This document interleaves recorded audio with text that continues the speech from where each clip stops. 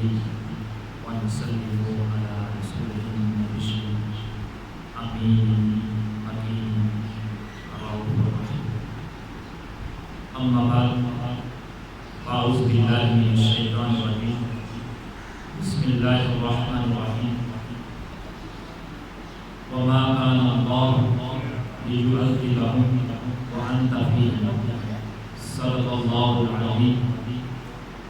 إن الله وملائكته يصلون على النبي يا أيها الذين آمنوا صلوا عليه وسلموا تسليما.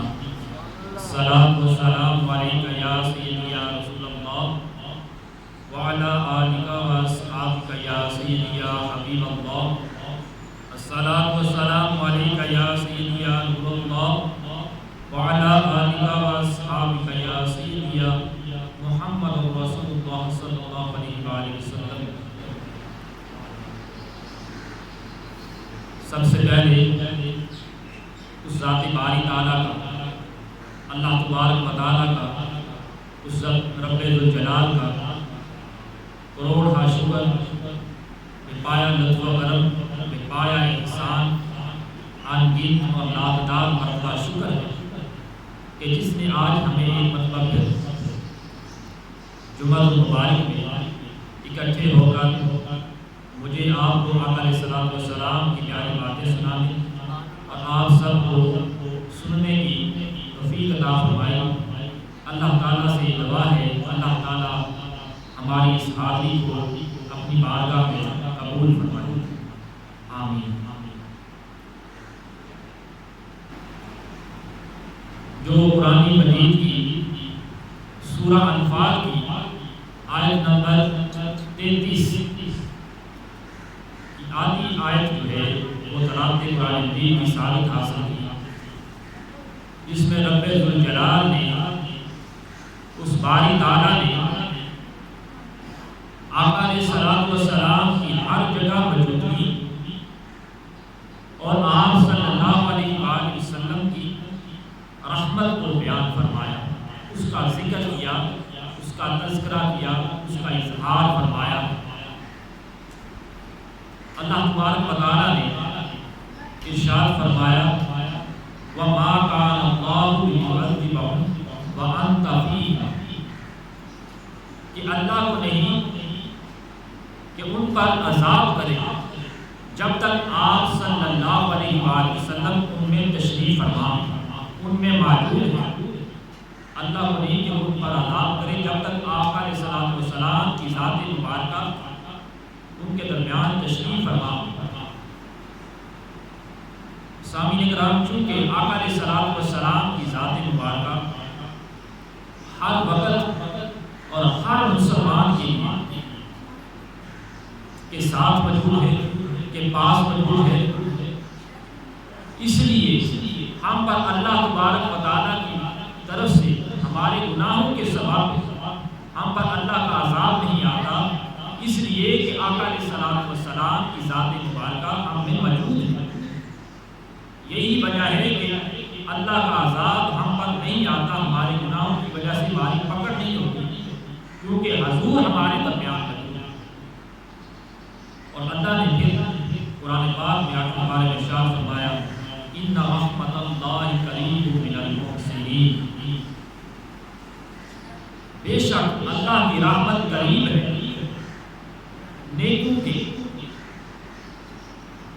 اور پھر صدر میں پارے میں اللہ نے ارشاد فرمایا وما ارسلناک الا رحمۃ للعالمین، اے محبوب صلی اللہ علیہ وآلہ وسلم، ہم نے آپ کو تمام جہانوں کے لیے رحمت بنا کر بھیجا ہے. تو رحمت، چونکہ حضور علیہ السلام اللہ کی رحمت ہے اور حضور نیکوں کے بھی زیادہ قریب ہے، لہذا ان آیات سے یہ بات ثابت ہوتی ہے کہ آقا علیہ السلام کی ذات مبارکہ وہ اللہ کی رحمت ہے. اللہ کی رحمت حضور علیہ السلام کی ذات مبارکہ ہے. اور جب تک یہ آیات موجود ہیں اس سے یہ ثابت ہوتا ہے کہ آقا علیہ الصلوۃ والسلام کی ذات مبارکہ بھی ہم میں موجود ہے، اور حضور علیہ الصلوۃ والسلام کی نبوت یہ قیامت تک کے لیے، مثال کے طور پر ایک ملک کا پرائم منسٹر ہوتا ہے یا پریزیڈنٹ ہوتا ہے، وزیر اعظم یا صدر ہوتا ہے، اس کے ٹینیور کی مدت ہو سکتی ہے کہ اس نے 5 سال رہنا ہے، 4 سال رہنا ہے، مگر جب آقا علیہ الصلوۃ والسلام کی نبوت کی بات آتی ہے تو حضور کی نبوت لامحدودیت تک لامحدود ہے، اس کی کوئی مدت نہیں، کوئی ٹینیور نہیں۔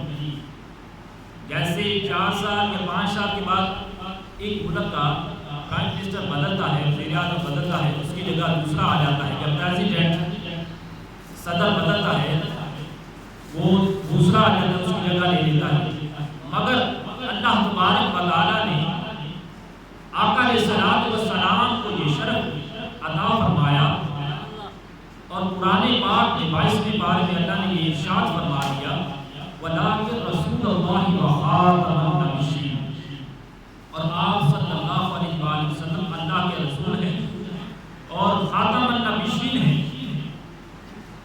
آخری نبی ہیں، آپ کے بعد کوئی نبی نہیں آئے گا۔ سامعین محترم، جو اللہ تبارک و تعالیٰ کے ساتھ اللہ تعالیٰ کے ساتھ کسی کو شریک بنائے وہ بھی بے ایمان ہے، جو آقا علیہ الصلوۃ والسلام کی ذات مبارکہ کو اللہ کا آخری نبی نہ مانے وہ بھی بے ایمان ہے، چونکہ حضور علیہ الصلوۃ والسلام کی ذات مبارکہ قیامت تک ہے، آپ کی نبوت قیامت تک ہے، اور آپ خاتم النبیین ہیں۔ اس وجہ سے نہ نماز میں فرق آیا، نہ کلمے میں فرق آیا، نہ اذان میں فرق آیا۔ آپ کلمہ پڑھتے ہیں، اس کا معنی کر کے دیکھیں، کلمہ طیبہ آپ پڑھتے ہیں سبھی اور مسلمان ہیں سبھی، کلمے کا اگر معنی کریں لا الہ الا اللہ محمد رسول اللہ، معنی یہ ہے کہ نہیں ہے معبود سوائے اللہ تعالیٰ کے، اور حضور علیہ الصلوۃ والسلام اللہ کے رسول ہیں۔ اب جب لفظ ہیں استعمال کیا تو اس سے یہ ثابت ہوتا ہے کہ حضور ہمارے درمیان موجود ہیں۔ جب لفظ ہیں استعمال ہو گیا تو پتہ یہ چلا کہ حضور موجود ہیں۔ اگر لفظ تھے استعمال ہوتا تو یہ پاسٹ کا زمانہ ہوتا، لیکن جب اس کا ترجمہ کوئی بھی کرے اس کا ترجمہ یہی ہوگا کہ اللہ کے سوا کوئی معبود نہیں، اور حضور علیہ الصلوۃ والسلام اللہ کے رسول ہیں۔ جب ہیں کا لفظ آ گیا پتہ یہ چل گیا حضور علیہ الصلوۃ والسلام کی ذات مبارکہ ہم میں موجود ہے۔ اسی طرح آپ اذان جب مؤذن دیتا ہے، جب پڑھتا ہے اشہد ان محمد رسول اللہ، کہ میں گواہی دیتا ہوں کہ محمد مصطفیٰ صلی اللہ علیہ وآلہ وسلم اللہ کے رسول ہیں، وہاں پر بھی اگر ترجمہ کیا جائے تو ہے استعمال ہوا، تھے استعمال نہیں ہوا۔ اس سے یہ پتہ چلتا ہے حضور کی ذات مبارکہ ہم میں ابھی بھی موجود ہے، اور جب نماز پڑھتا ہے کوئی بھی آدمی، ہاں اس کا کوئی بھی مسلک ہو، مسالک ہو، کسی بھی مسلک فرقے سے تعلق رکھتا ہو، جب وہ نماز پڑھتا ہے، نماز میں اگر وہ حضور علیہ الصلوۃ والسلام کی ذات مبارکہ پر سلام نہیں پڑھتا، سلام نہیں بھیجتا، اس کی نماز ہی مکمل نہیں ہوتی۔ وہ یہ کہتا ہے السلام علیکہ ایھا النبی، کہ نبی آپ پر سلام۔ اب سامنے محترم سلام تو اس کو بھیجا جاتا ہے جو سنتا بھی ہو، جو جانتا بھی ہو، جو پہچانتا بھی ہو، جو جواب بھی دیتا ہو۔ تو حضور علیہ الصلوۃ والسلام کی ذات مبارکہ ہمارا سلام سنتی بھی ہے، جانتی بھی ہے، ہمیں پہچانتی بھی ہے اور جواب بھی دیتی ہے۔ حضور سے پوچھا گیا دلائل الخیرات کے خطبہ میں یہ بات موجود ہے۔ حضور سے پوچھا گیا کہ یا رسول اللہ صلی اللہ علیہ وآلہ وسلم ان لوگوں کے بارے میں بتائیں جنہیں آپ کو دیکھا نہیں، جو بعد میں آئے، اور ان کے جو آپ پر درود پڑا ہے ان کا کیا حال ہوگا؟ حضور علیہ السلام نے فرمایا فقال اسمع، فرمایا کہ میں سنتا ہوں، فقال اسمع صلاۃ اہل محبت وآلافہ، فرمایا جو مجھ پر محبت کے ساتھ درود پاک پڑھتا ہے میں اس کے درود کو سنتا بھی ہوں اور اس کو پہچانتا بھی ہوں۔ تو اس سے بات سے یہ پتہ چلتا ہے حضور علیہ السلام ہمارے درود کو سنتے بھی ہیں، اسے جانتے بھی ہیں، اسے پہچانتے بھی ہیں۔ اب بخاری شریف کی حدیث پاک جو یہ ثابت کرتی ہے حضور ہر جگہ موجود ہے۔ بخاری شریف کی حدیث پاک پیج نمبر 184 پر جلد نمبر 1 پر حدیث پاک موجود ہے۔ حضرت انس رضی اللہ تعالیٰ روایت کرتے ہیں آقا علیہ السلام نے ارشاد فرمایا کہ جب مومن بندہ، مسلمان بندہ، کلمہ گو بندہ جو ہے اس دنیا سے چلا جاتا ہے، جب چلا جاتا ہے تو قبر کے اندر اس سے دو فرشتے، ایک منکر دوسرا نکیر، اس سے سوالات کرتے ہیں۔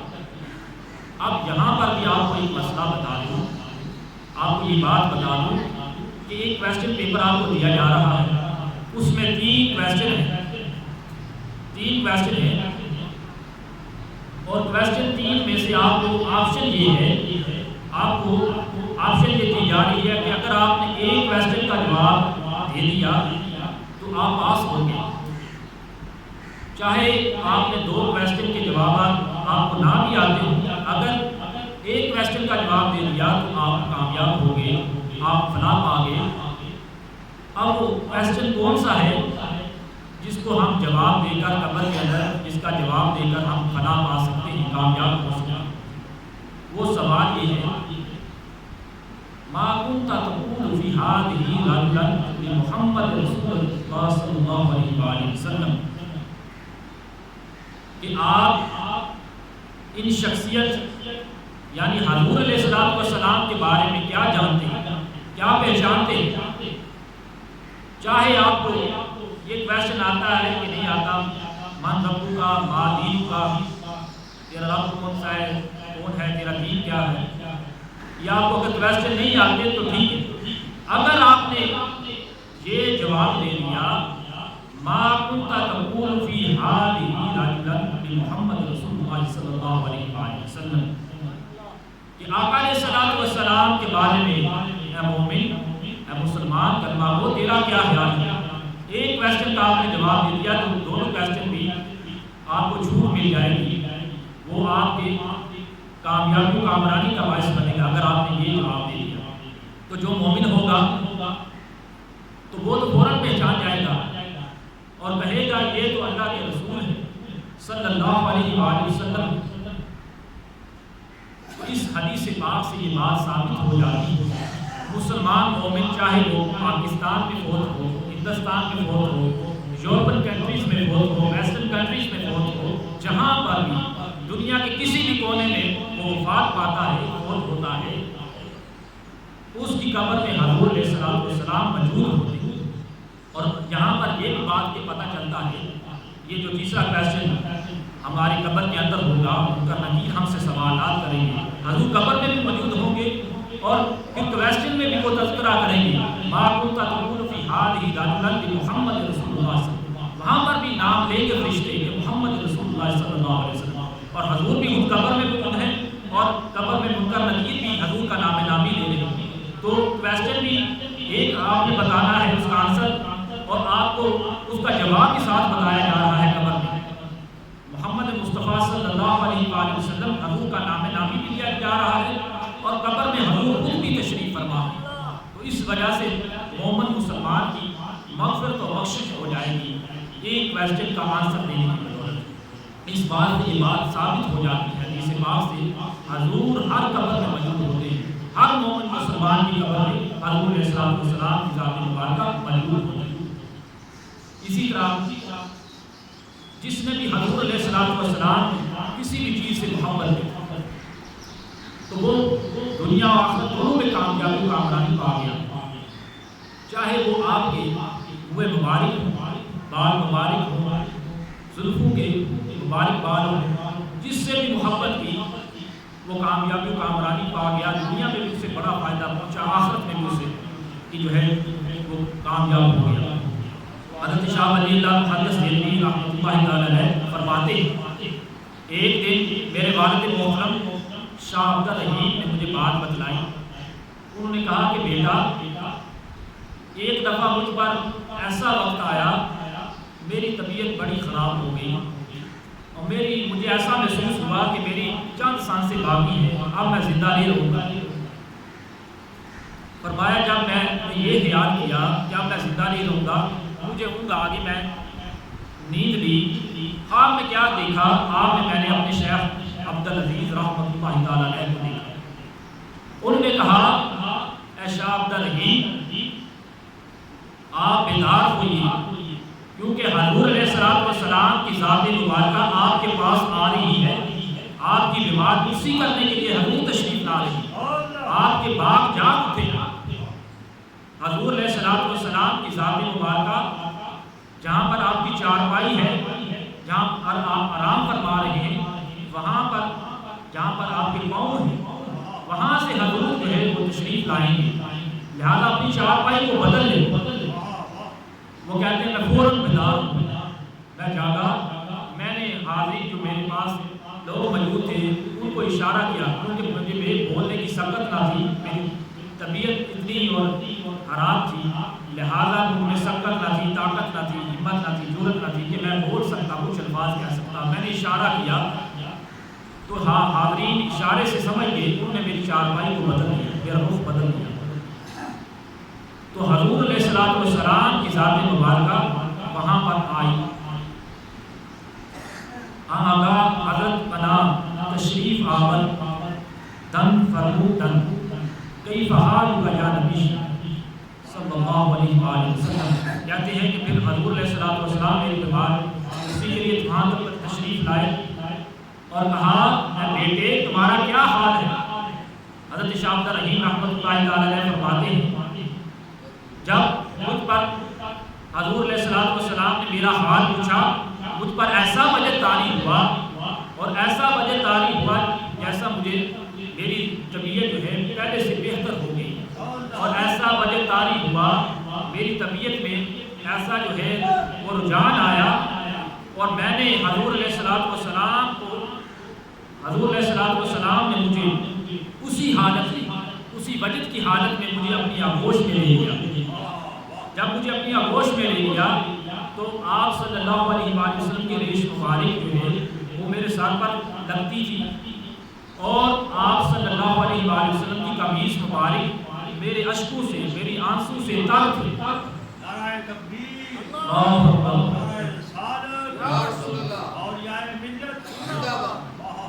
تو جب میری قمیص اور آپ صلی اللہ علیہ وآلہ وسلم کی قمیص میرے اشکوں سے تر تھی، فرمایا جب میرے وجہ میں تسکین پائی تو پھر کیا ہوا، میں نے دل ہی میں خیال کیا، کیونکہ حضور اعلان بھی نبی، فرمایا میں نے دل میں سوچا، یہ خیال کیا، کیا خیال کیا، یہ سوچا کہ کاش مدتیں گزر گئی ہیں، شاہ عبدالرحیم مدتیں گزر گئی ہیں، وقت گزر گیا ہے، کبھی ایسا بھی وقت آئے گا کہ حضور کے دو منہ مبارک بھی مجھے مل جائیں۔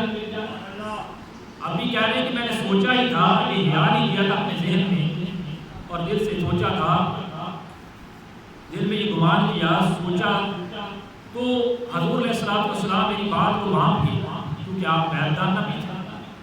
آپ نے فرمایا شاہ عبدالرحیم کام نہ کر، آپ نے ریش مبارک پر ہاتھ پھیرا اور دو منہ مبارک، کہتے ہیں کہ دو منہ مبارک مجھے عطا فرمائے۔ وہ دو منہ مبارک جو ہے میں نے رکھ لی اپنے پاس، کہتے ہیں کہ جب میں نے اپنے پاس رکھ لیا اپنی خواب میں،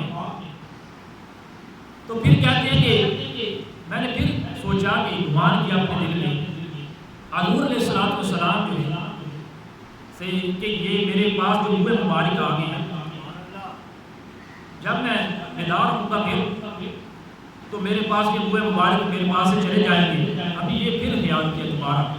فرمایا کہ شام کا رہی یہ 2 ہوئے مبارک جو میں نے تجھے عطا کیے یہ تیرے پاس ساری عمر رہی. جب کہتے ہیں کہ جب میں نے چراغ طلب کیا اس کو جلایا میں نے دیکھا کہ میرے پاس ہوئے مبارک کوئی نہیں. میں پھر حضور علیہ السلام کی جانب متوجہ ہوا. حضور کو پکارا کہ یا رسول اللہ صلی اللہ علیہ وآلہ وسلم ہوئے مبارک کوئی نہیں. حضور نے فرمایا اے بیٹے وہ ہوئے مبارک میں نے تیرے تکیے کے نیچے رکھ دی وہاں سے لے لے. میں نے تکیہ اٹھایا نیچے سے ہوئے مبارک کو نکلے. میں نے تعظیماً ان کی زیارت کی تعظیم کی توقیر کے ساتھ ان کو اونچی جگہ پر رکھا.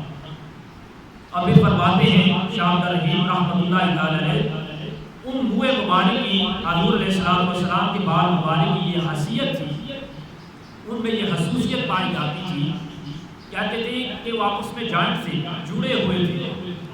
وہ دونوں بال آپس میں جڑے ہوئے تھے ملے ہوئے تھے اکٹھے تھے. لیکن جب میں درود پاک پڑھتا صلاۃ و سلام علیک یا سیدی یا رسول اللہ درود پاک پڑھتا وہ بالکل اسٹریٹ سیدھے کھڑے ہو جاتے جیسے کہ 2 انگلیاں جو آپ کو نظر آ رہی ہیں سیدھے بالکل ایک ادھر بال کھڑا ہو جاتا ہے ایک ادھر بال کھڑا ہو جاتا ہے. یہ درود پاک کی برکت تھی. کہتے ہیں کہ وہ آپس میں بال ملے ہوئے تھے ایسے لیکن جب درود پاک پڑھتا تو ایسے ہو جاتے بال بالکل سیدھے کھڑے ہو جاتے. فرماتے ہیں کہ میرے پاس 3 اشخاص آئے 3 لوگ آئے. انہوں نے کہا کہ آپ نہیں مانتے یہ بات. تو بحث و تکرار ہونے لگی کہ یہ حضور علیہ السلام نے یہ مجھے بال مبارک عطا کیے ہیں. تو 3 جو لوگ تھے وہ کہنے لگے ہم نہیں مانتے بات. کہتے ہیں کہ میں بات کرتا کرتا بحث و تکرار ہوتی ہوتی ان کو باہر لے گیا اپنے گھر سے. اور باہر جو تھا بڑی دھوپ تھی سورج جو تھا اپنے زوروں پر تھا اس کی روشنی بڑے زوروں پر تھی. کوئی کئی جگہ پر آسمان پر جو تھا بادل کا نام و نشان تک نہ. فرماتے ہیں میں نے صندوق میں سے ایک ہوئے مبارک باہر نکالا. پہلا آدمی میرے پاس آیا. اس نے دیکھا کہ اچانک جو ہے بادل کا ایک ٹکڑا آ گیا. اس نے سایہ کر دیا. اس نے توبہ کر دیا. اب دوسرا آدمی آیا. جب میں نے پھر ہوئے مبارک صلی اللہ علیہ وآلہ وسلم نکالا پھر بادل کا ٹکڑا اچانک اس نے سایہ کیا. دوسرے نے بھی توبہ کر دی اور تیسرے کا بھی یہی حال ہوا. اس نے بھی توبہ کی. پھر فرماتے ہیں کہ وہ ہوئے مبارک ان کی یہ حیثیت تھی خصوصیت تھی کہ ایک مدت کے بعد حضور علیہ السلام کے جو بال مبارک تھے ان کو لوگوں کو دکھایا گیا. ان کی خدمت میں پیش کیا گیا کہ زیارت کیجیے حضور علیہ السلام کے ہوئے مبارک. تمام لوگ جمع ہو گئے. کہتے ہیں کہ جب اس کو چابی لگانے کی کوشش کرتے صندوق کو چابی نہ لگتی وہ قفل نہ کھلتا. فرمایا میں نے مراقبہ کیا. شاہ رحیم فرما رہے ہیں میں نے مراقبہ کیا تو مجھے یہ پتا چلا کہ اس میں ایک جنبی شخص جس پر جو ناپاکی کی حالت میں یہاں آ گیا ہے جس پر غسل فرض ہے وہ ناپاکی کی حالت میں اس مجلس میں لوگوں کے درمیان موجود ہے. لہٰذا یہی وجہ ہے کہ قفل جو ہے صندوق میں چابی نہیں لگ رہی اور ہوئے مبارک کی زیارت کرنے سے لوگ جو ہے محروم. جب میں نے کہا کہ دوبارہ تمام لوگ وضو کریں جب وہ جنبی شخص چلا گیا تو پھر ہم نے چابی لگائی فوراً تالا کھل گیا. پھر ہم نے حضور علیہ السلام کے ہوئے مبارک کی زیارت کی.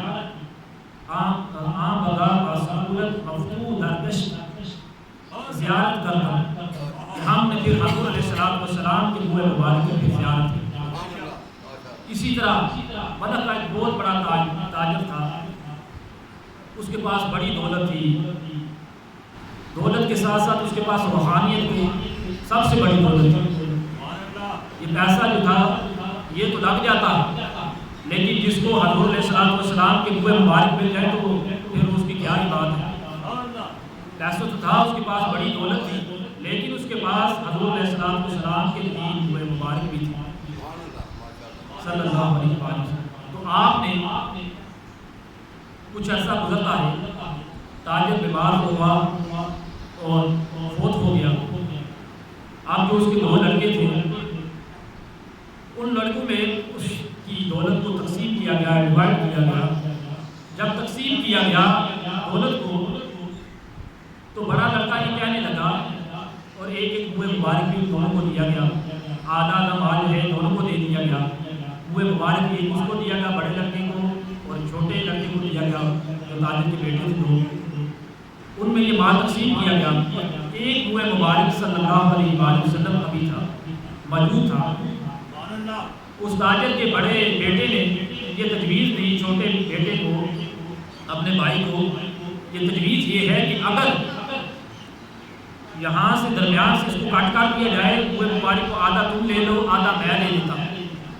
تو چھوٹے جو لڑکا تھا تاجر کا اس نے کہا کہ مجھے یہ تجویز نامنظور ہے کہ حضور علیہ الصلوۃ والسلام کے منہ مبارک کو کاٹ دیا جائے اس کو نشان لگایا جائے درمیان سے توڑا جائے یہ میں برداشت نہیں کر سکتا.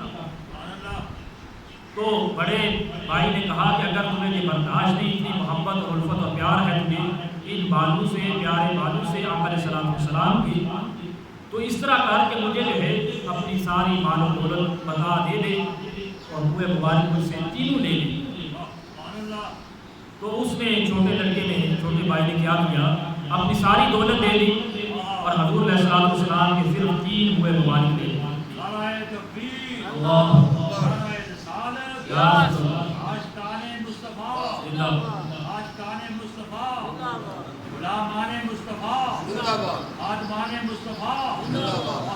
جب لے لیے 3 منہ مبارک اب سامنے محترم اس چھوٹے لڑکے کے پاس 3 منہ مبارک ہے. اس نے اپنا سارا مال اپنے بڑے بھائی کو دے دیا. اب قدرت کا کرنا دیکھیے یہی آپ کو بات بتانا مقصود ہے کہ دنیا داری کا مال ہے وہ ہٹ جاتا لیکن روحانیت کا جو مال ہے وہ بڑھ جاتا. اور جب یہ 3 منہ مبارک اس نے اپنے پاس رکھے چھوٹے لڑکے تو کیا ہوا جو میں نے آپ کو بات بتائی کہ قدرت کا ایسا ہی کرنا ہوا کہ بڑے بھائی کے پاس جو مال تھا وہ آہستہ آہستہ آہستہ گھٹنا شروع ہو گیا. اس کے پاس مال کم کرنا شروع ہو گیا. اس سے مال میں نقصان ہونا شروع ہو گیا. اس کا مال کم ہوتا جا رہا ہے اور چھوٹے لڑکے کا چھوٹے بھائی کا مال آہستہ آہستہ جو ہے اب ہو رہا ہے بڑھ رہا ہے. کافی عرصہ گزرا چھوٹا لڑکا جو ہے وہ وفات پا گیا. حضور علیہ الصلوۃ والسلام ملک کے بزرگ ان کو زیارت ہوئی. فرمایا کہ جب کسی بندے کو کوئی حاجت درپیش ہو کوئی مسئلہ درپیش ہو تو وہ کیا کرے وہ تاجر جو ہے ملک خواہ اس کی قبر پر جائے اور وہاں پر اللہ کے حضور دعا کرے. ہر بندے کا مسئلہ جو ہے اس کی حاجت ہے اللہ تبارک و تعالیٰ پوری فرما دے گا. یہاں پر یہ تاجر کی بات ہوئی تو مسئلہ یہ بھی معلوم ہوتا ہے کہ ولی اللہ کے مزارات پر جانا وسیلہ سے مانگنا اللہ تعالیٰ سے مانگنا یہ بھی جائز. حضور نے فرمایا کہ تاجر کے لڑکے کے پاس جائے اور وہاں اس کی قبر پر جائے جو بھی کسی کو مسئلہ درپیش ہو کوئی بھی مسئلہ درپیش ہو کوئی بھی حاجت درپیش ہو بندہ جائے وہاں پر اللہ کے حضور ان پاک لوگوں کے نیکوکار لوگوں کے صدقے سے اللہ تعالیٰ سے دعا کرے اللہ اس کی دعا رد نہیں کرے. مسئلہ یہ بھی معلوم ہو گیا کہ اولیاء اللہ اعظام کے پاس جانا ان کی قبر اکبر کی زیارت کرنا وہاں پر فاتحہ بھی پڑھنا اور اپنے لیے دعا بھی کرنا ان کے وسیلہ سے مانگنا یہ بھی جائز ہے.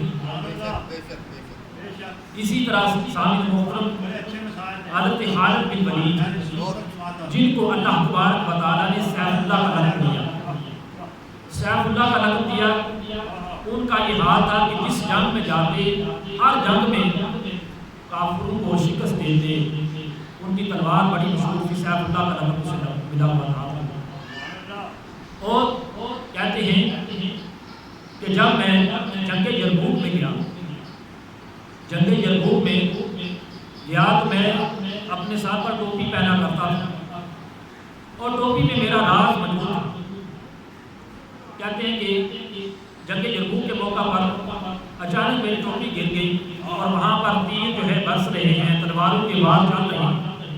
لوگ یہ سوچنے پر مجبور ہیں اور میں اپنی ٹوپی جو تھا وہ ڈھونڈ رہا تھا. لوگ حیران پریشان بھی تھے کہ یہ خالد بن ولید کو کیا ہو گیا ہے. ادھر جنگ جاری ہے تیر برس رہے ہیں تلواروں کے وار ہو رہے ہیں نیزوں کے وار ہو رہے ہیں اور اسے اپنی ٹوپی کی پڑی ہوئی ہے. فرماتے ہیں حتی وجدہ جب میں نے ٹوپی کو پا لیا اور پھر جنگ یرموک میں جب میں نے کافروں کو شکست دی، جب ہم فاتح بن کر واپس لوٹے، لوگوں نے مجھ سے سوال کیا کہ حالت بھی بنی، آپ بتلائیے جنگ یرموک جاری ہے، جنگ جاری ہے اور آپ ٹوپی کو ڈھونڈ رہے ہیں، اس میں کیا حکمت تھی، کیا وجہ تھی؟